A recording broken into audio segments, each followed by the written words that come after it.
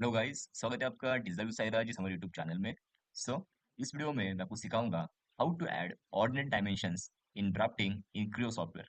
Okay, so let's start. So there are two methods to add ordinate dimensions to any view.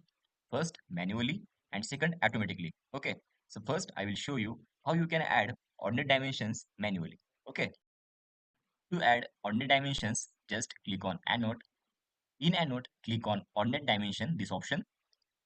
Okay, now first we will select baseline zero वाली line. Okay, सो मैं चाहता हूँ मैं dimension इस line से very हो। Okay, सो मैं base line पर इस लाइन को सेलेक्ट करूंगा। Click on this line.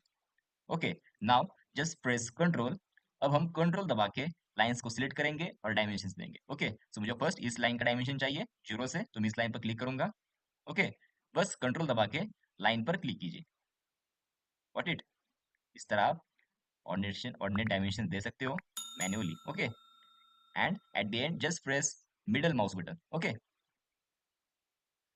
so this is the manual way to add ordinate dimensions in drafting in creo. Okay, okay, now I will show you how you can add ordinate dimensions automatically in just one click. Okay, to add automatically ordinate dimensions, just click on this arrow.